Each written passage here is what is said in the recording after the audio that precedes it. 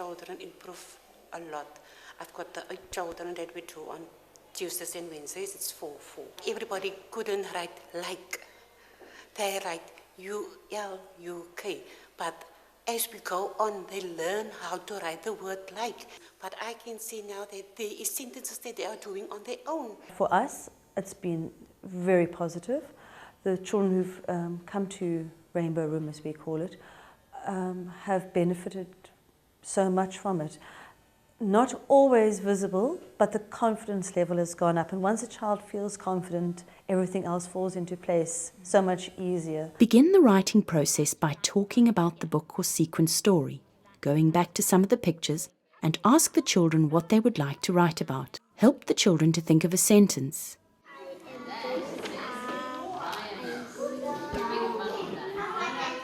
On, or where are you when you're going up and down? Are you on that? On that? What are you on? What is this funny thing here? If children give a one-word answer, help them to make it into a sentence. Okay, so we're going to write, I am going up, I am going down on that seesaw. Show children how to clap each of the words in the sentence or count them on their fingers. Going down on the seesaw. And then draw a line for each word.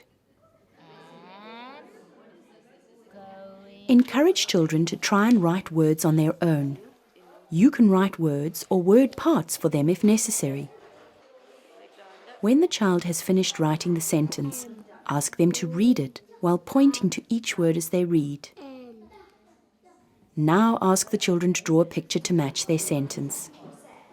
Once children are able to write longer sentences, you can use sentence starters to help them begin their writing.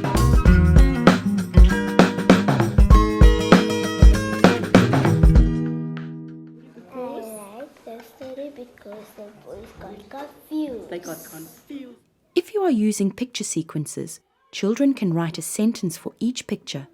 This will end up being a story. Here are some tips for helping children who are just starting to write on their own. Always give children a bit of time to try and spell a word while you guide them, but never leave them to struggle without help. Remember that in the early literacy program, the focus is on the message the child is trying to convey, not accuracy or neat handwriting. Young children who are learning to write are still developing pencil control. Their letters might not be the same size, and they might find it difficult to write between the lines. They might also write some letters the wrong way.